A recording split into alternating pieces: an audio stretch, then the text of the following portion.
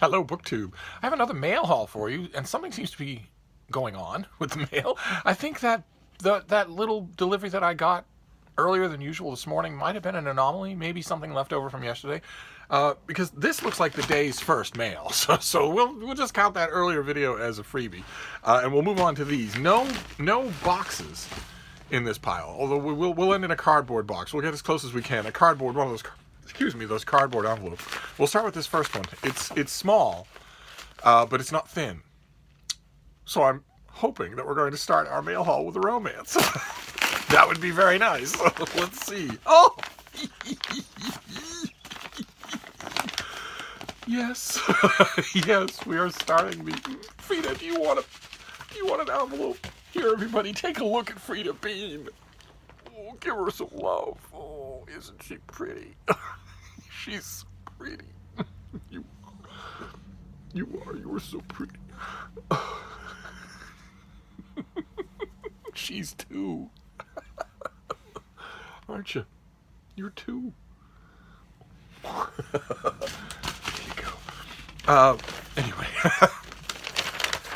This is indeed a romance.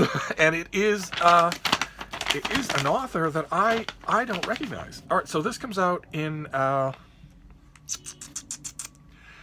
when does this come out? Do you have anything for me? Do you have anything for me at all? Oh, late May. All right, so in a couple of weeks. And this is by Joanna Schuppe, S-H-U-P-E, and it is called The Rogue of Fifth Avenue. It's called an Uptown Girls book, and I don't know if that means this is one in a series. The 400 series is something that she wrote. She did A Daring Arrangement, A Scandalous Deal, and A Notorious Vow, all in the 400 series. And the inside cover says, coming soon, The Prince of Broadway, the next captivating Uptown Girls novel. Oh, okay, all right. Okay, so Uptown Girls, this is the first one. This is the first in the series, The Rogue of Fifth Avenue. Very nice cover. Look at that. What do we got here? I don't think this is a Regency romance. Oh, no. Okay, Gilded Age New York City. How interesting. Thanks to her countless hours of research, the author's books evoke all the glamour and intrigue of Edith Wharton novels, while satisfying every romance reader's craving for a happy ever after. You don't get happy ever after with Edith Wharton? Not exactly, no. Schuppe, I hope I'm saying that right. It couldn't be Schupp, could it? God would not be that unkind. It has to be Schuppe. Schupe's nice anyway. So, wowed readers with her 400 series last year, leaving them clamoring for the story of the deeply charming, smooth-talking lawyer and recurring side character Frank Tripp. With The Rogue of Fifth Avenue, Schuppe answers their prayers, kicking off the Uptown Girls series featuring all of her trademarks: remarkable wit, chemistry that sizzles hotter than New York in the middle of July. Okay, all right. New York in the middle of July doesn't just sizzle. It's also kind of gross. Let's hope these two characters don't smell of off-brand sausages from the street cart. Or maybe, let's hope they do. Well, this Wednesday morning's taking a racy turn, isn't it? Frank met his match in Marion Green. She's the vivacious, reckless daughter of an important client, and she seems determined to disregard danger to play her own Gilded Age version of Robin Hood, both stealing and gambling her way into money to spend on her charitable works. Okay, so this is the first in the series. It's going to have a lot of... It sounds like it's going to have a lot of carryover from the earlier trilogy, and that makes me wonder if I have any of the earlier trilogy, or if I've read any of them. I don't think I remember this author's name, but maybe I did. We'll see. A Daring Arrangement, A Scandalous Deal, and A Notorious Vow. I wonder how many of them would be at the bookstore. I have to go and find them at the bookstore. But anyway, let's move on here. What have we got? Let's dig into this. We started off with a romance. It isn't a Regency, but that's okay. It's still a great way to start the day. And you started off with Little Frida. Okay. Oh, wow. Okay. This is coming out in September. We move straight back to nonfiction. And this is this is yet another keyhole history of World War II. We keep getting things like that. Not something that is, the Eastern Front or this gigantic battle, but rather one person, one resistance worker, one small little known mission. And this is yet another one of those. I swear, that's a whole shelf of such books for 1 year. This is by Matthew Avery Sutton, and it's called Double Crossed: The Missionaries Who Spied for the United States During the Second World War. Look at the spy is casting a crucifix shadow. What makes a good missionary makes a good American spy. Or so thought Office of Special Services founder Wild Bill Donovan when he recruited religious activists into the first ranks of American espionage. Called upon to serve Uncle Sam, Donovan's recruits saw the war as a means of expanding their godly mission, believing an American victory would guarantee the safety of their fellow missionaries and their co-religionists abroad. And in this new book, the acclaimed author Matthew Avery Sutton draws on never-before-seen archival materials to show how these religious activists proved to be true believers in Franklin Roosevelt's crusade for global freedom of religion. Okay, all right. Settle down, Seymour. Franklin Roosevelt was not, nor would he even have recognized at close range, a global campaign for religious freedom. Let's just settle down, okay? Sutton focuses on 4 missionaries. William Eddy, a warrior for Protestantism who was fluent in Arabic. Stuart Herman, a young Lutheran minister rounded up by the Nazis while pastoring in Berlin. Stephen Penrose, who left his directorship over missionary schools in the Middle East to join the military rank and file. And John Birch, a fundamentalist missionary in China. Working for eternal rewards rather than temporal spoils, they proved willing to sacrifice and even die for their country during the conflict, becoming some of the U.S. most loyal secret soldiers. Fantastic. Fantastic. Just like with all the other keyhole World War II histories that we've been getting, I know virtually nothing about this subject. It's wonderful. This is what I mean. I talk all the time about how, we always need a constant surge of new books on old familiar subjects. Because you never know everything about them. And I know a lot about World War II, and I don't know anything about half these things that I'm getting. This is great. I'm going to spend a whole season learning about World War II. How wonderful is that? All right, let's move on here. Let's move to this next one here. Okay, this is from Yale University Press. The folks at Yale University Press, they keep me well supplied in books, and that's great. I love it. I have, I think, reviewed more Yale books than anyone in the world because they do such great work, Hats off to the great university presses. Harvard, Oxford, Cambridge, Stanford, Yale, Princeton, Chicago. They bring out books that a mainstream publisher with their eyes firmly fixed on the bottom line might not do. So hats off to them. So this comes out in July, and this is Another Kind of War. The nature and history of terrorism. In the years since 9/11, there has been a massive surge of interest in the study of terrorism. In this book, distinguished military historian John Lynn applies a lifetime of research and teaching experience to this difficult topic, considering cases from across centuries and around the world, from Stalin's Great Purge to the KKK, from Algerian anti-colonial bombings to ISIS beheadings, from narco-terrorists to contemporary right-wing lone wolves. The author identifies categories of terrorists and analyzes the strategies they have employed. Fantastic. Okay, it's going to be grim reading. The author is an emeritus professor of history at the University of Illinois at Urbana-Champaign and a former president of the United States Commission on Military History. Okay, all right, so he knows what he's talking about. All right, well, great. A little bit grim, but we've been getting a little grimmer. We started off with romance, then we went on to missionaries fighting and dying behind Nazi lines, and now terrorism. So let's see if we can't take a slight upturn here. Let's pick another one. We're picking these at random. We'll save the cardboard one for last, but we'll do the rest just at random. Oh, fantastic. Okay. Okay, I have already read this. I have already, I think, shown you the advanced copy. I've already praised it. That's for sure. You should read this book. It's terrific. It comes out any day, and it is How to Forget by Kate Mulgrew. The that is our author. Of course, you will recognize her, a famous actress, and also it's not it's not the most prestigious item on her CV. But in addition to being a famous actress, she is also one of a very select group of fictional characters.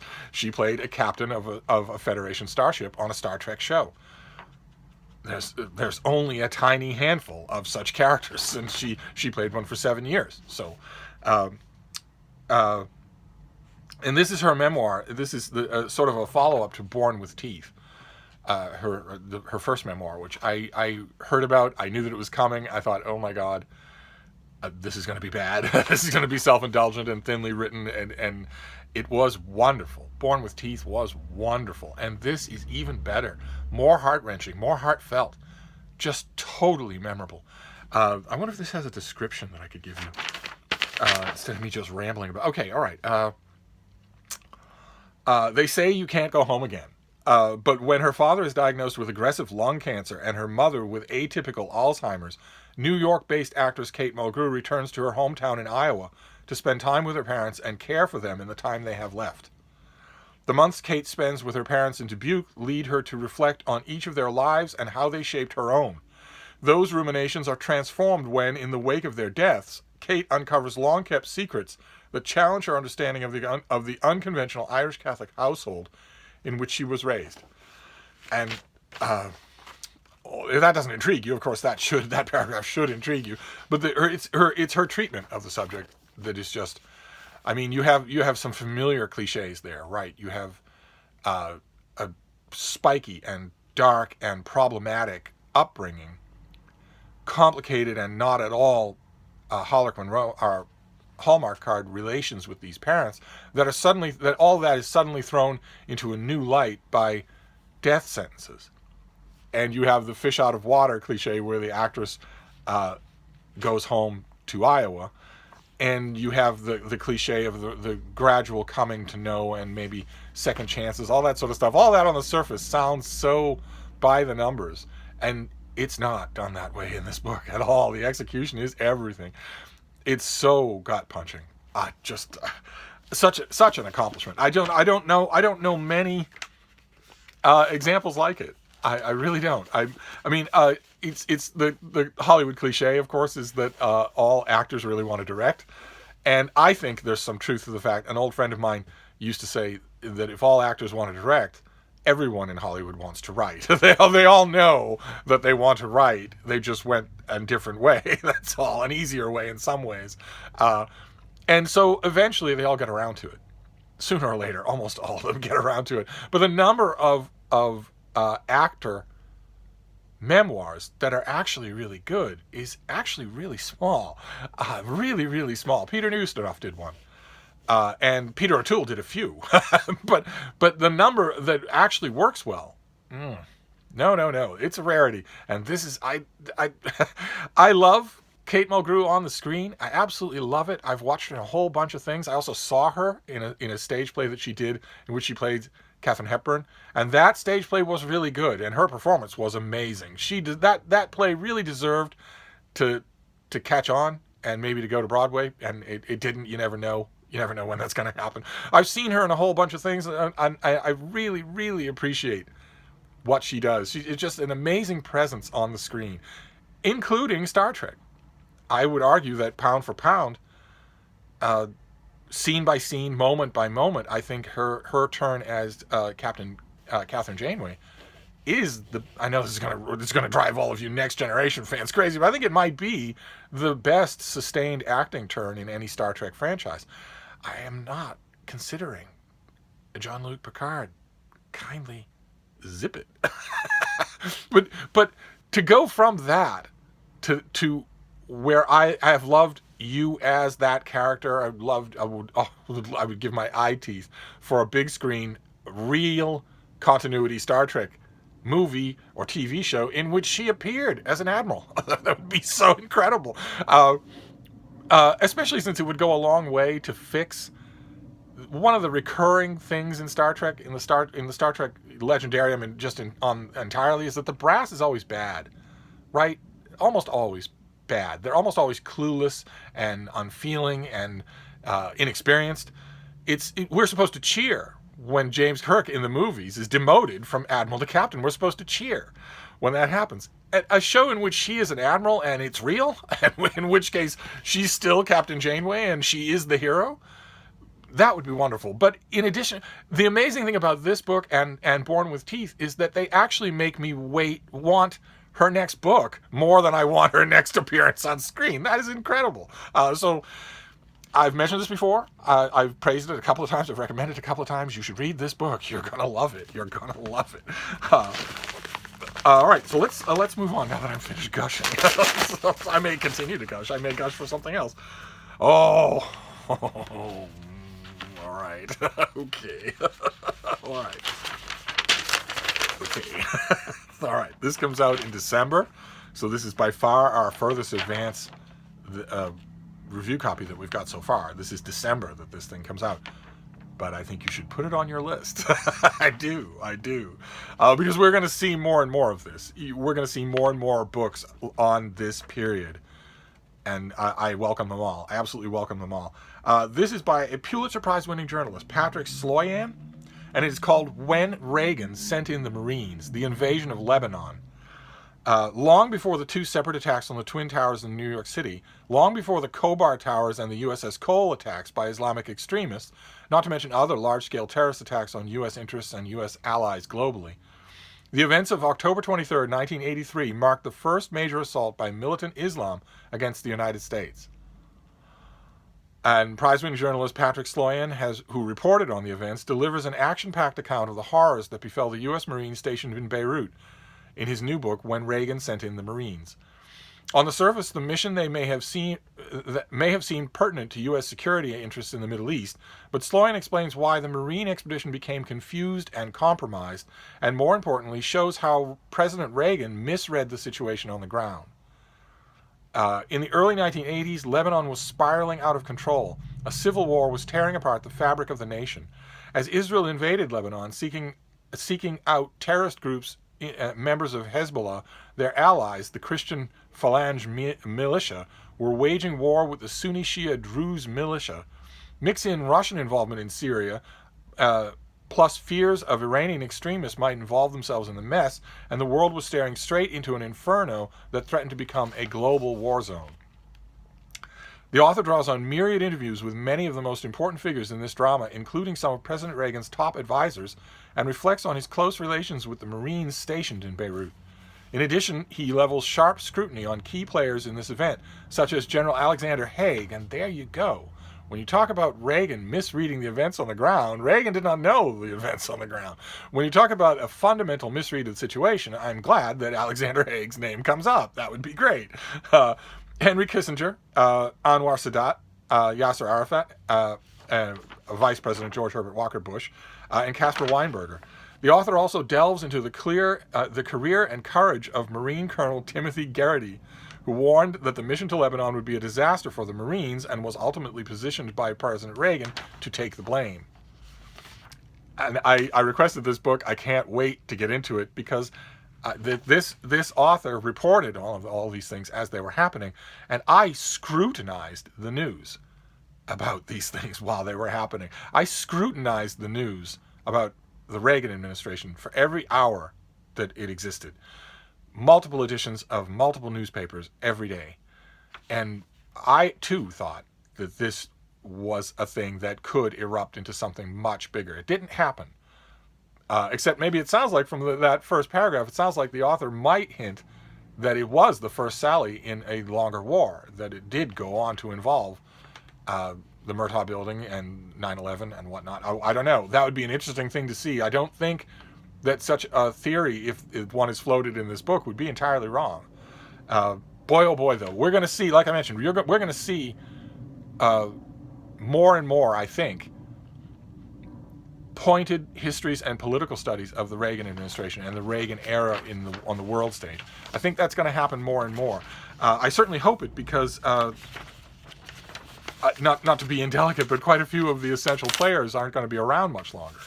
So now is the time, and the era has been comparatively neglected, I think, by systematic history. military or otherwise. So, now the world still has a large quorum of key players from these years. And this decade, I think, historians 100 years from now, I think, will look back and say that this decade was incredibly pivotal. So I'd like to see more studies like this. I'm glad this one's here. Can't wait. Although it's December, so I probably will wait. I don't know how I'm going to be able to do it. I will probably read this early. I will probably read it early. I usually wait if it's December. I've got so many other things to read that I might. But this subject I know backwards and forwards. I know it so well that I can't wait to read what the author has to say about it. Eager, even in a way, some of you will know what I mean here, I'm eager, even in a way, to disagree with the author. If I end up disagreeing with him, I'm eager to do that because I know from his credentials that he likewise read everything about this administration in every edition of every newspaper. So if I disagree with him, he might teach me something. Fantastic. All right, so okay, so this next one comes out in August. This is by John Mars, and it is The Passengers. Check out that cover. Who lives? Who dies? You decide. We're right back to epic rap battles of history. Gordon Ramsay versus Julia Child.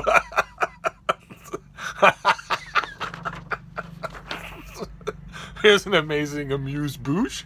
Take a poor abused youth, set a timer for 30 years, and voila, huge douche. So what do we got here? Black Mirror meets Agatha Christie by way of Speed. Oh God, I'm disoriented already. All right, so the headlines have made it known. Driverless cars are coming, and soon. This isn't going to be a thriller in which a bunch of people are trapped in a driverless car, is it? Like, if it is, we knew that was coming. So as author John Mars has put it, whether we like it or not, they are arriving soon. Within the next decade, we will be sitting in the front seats of our vehicles with a flat dashboard containing no steering wheel and below us, no brakes. We will be in the hands of an operating system that we cannot touch and that we cannot see. Okay, Mars takes that idea and hits full speed in The Passengers. In it, the British government has mandated all cars be automated.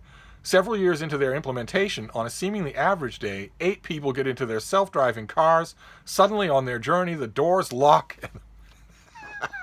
and the predetermined routes change.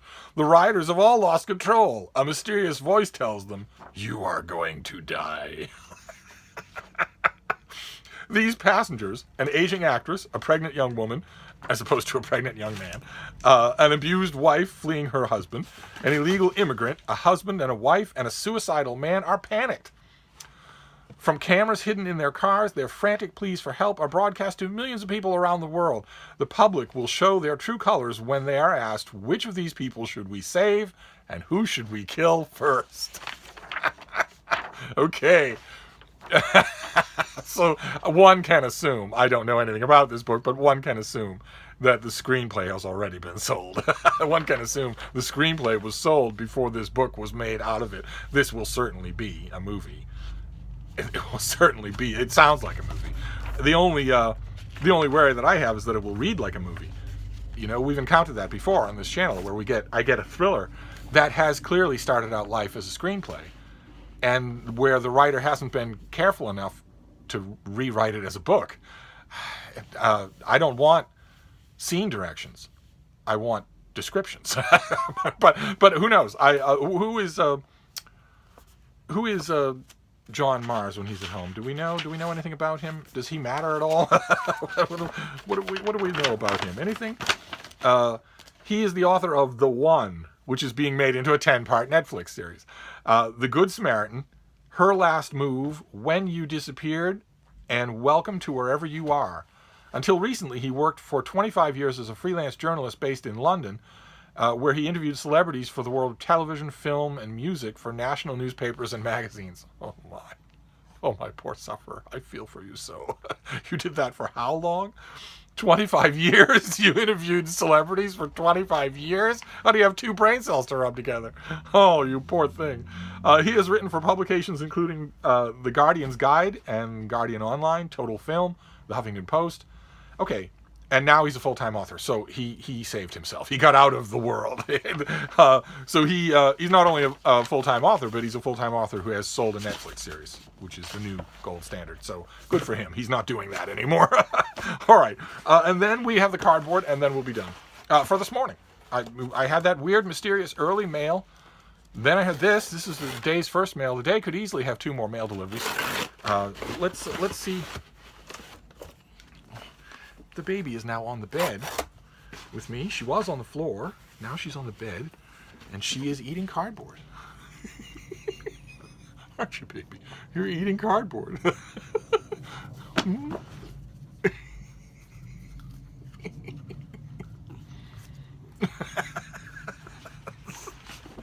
So let's see. Oh, fantastic. Fantastic. All right, I've mentioned a couple of times now. We got George Marshall biography. We got The Shadow King by Lauren Southern about Henry VI. We got that biography of Susan Sontag. And I mentioned when I got those that we are now that we are starting to get, you saw a book from December, now that we're starting to get books into the autumn, which is typically the season for big histories and big biographies, we're going to see more big biographies that are just, scheduled for late summer or the beginning of autumn. And this is one of them. I only mention it as a preface because this will not be the last one. We will see lots of these. Lots are coming. This one is squarely in my wheelhouse. This is one of my 5 guys. So this is by Anthony Everett, who did, a lot of you might know him. He did a 1-volume biography of Cicero that was actually popular. Cicero. And it was really good. In its own way, it was really good. It had to write... It couldn't get into the weeds with Cicero.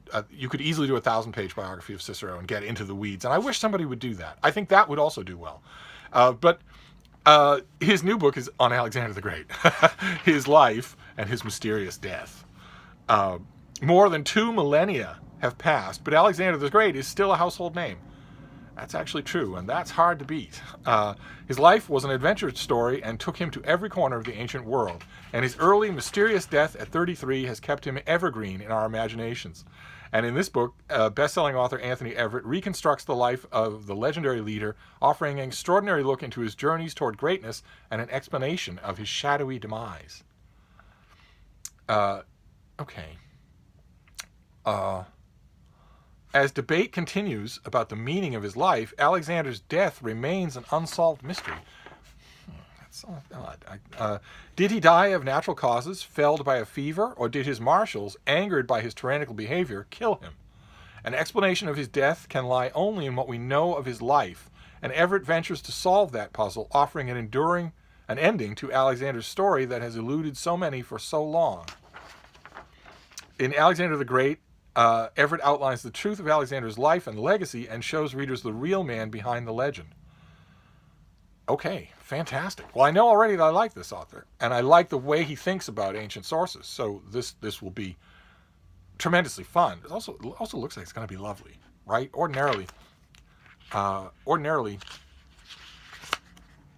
biographies of Alexander have that on the cover. This is a different take on that. It's going to look distinctive on the bookstore tables. I'm quibbling only because I didn't know there was a great mystery about Alexander's death. I think the original sources, we only have a handful, 5 original sources for him, and they aren't original. They date from centuries after his life. The sources don't leave much mystery. I mean, a fever combined with debilitating after effects of a wound, plus rampant alcoholism. I mean, I've read every major Alexander biography that there is, and I haven't known many of them to pause long over the death. Doesn't seem that, when you're reading it in context, it doesn't seem like it sticks out. It's not like he was hale and healthy one day and was found dead the next. Well, but anyway, I mean, if Anthony Everett is as familiar with those original sources as I am, probably much more so, and he has studied them in depth in order to write this book. If he came across enough to make him suspicious, enough to make it all the way to the subtitle of his book and such a prominent place in his pub sheet, then that is an extra inducement, right? That if, I mean, this guy knows what he's talking about. If he sees something there that is a mystery and wants to solve it, that's fascinating. So, great, fantastic. So this presents a second difficulty. I ordinarily have no self-control when it comes to my five guys. And a big new biography of Alexander the Great, I don't think I'm going to wait until August to read this. So that's two here that I'm not going to wait to read. But anyway, that was a pretty good morning haul. I hope you'll agree. So we have Alexander the Great, his life and mysterious death. So did his generals kill him? I guess will be the key question that Everett will try to solve. How he's going to solve that with the sources that we have, I don't know. Then The Passengers by John Marrs. Inevitable that we would get our first thriller about killer self-driving cars. Inevitable. Then When Reagan Sent in the Marines. A history of that tense and ugly and awkward and badly bungled incident in Beirut that just was such a smirch, such a black mark on the Reagan presidency, which didn't lack for black marks. Then we have How to Forget by Kate Mulgrew in a finished copy. One of the books here that I can wholeheartedly recommend. Borrow it, buy it, read it. You're going to love it. You're going to love it. And I would be willing to bet, if you read Born with Teeth and you read this, especially if you read them together, I'd be willing to bet they'll have the same effect on you that they had on me, which is that you'll start to think of, you'll start to hear in your mind, you'll start to think Kate Mulgrew, comma, writer, as opposed to Kate Mulgrew, comma, actress, or Kate Mulgrew, comma, Catherine Janeway. You'll start to think of her as a writer, that is a feat. That is a feat of career reinvention. Then Another Kind of War, a history of modern terrorism, Double Crossed, another keyhole history of World War II, this time involving daring-do missionaries, and The Rogue of Fifth Avenue, the first in a new spin-off series by Joanna Shupe. And I'm gonna see if I have any of her books, and the earlier three.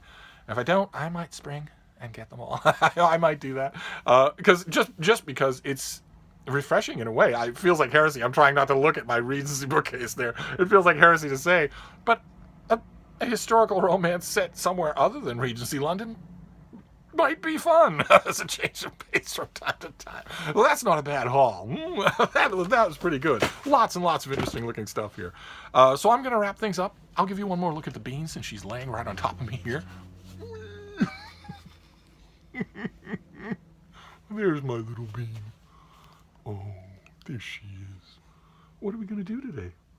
We're going to have fun today? First I have to clean up. But I'll see you soon. Thank you, BookTube.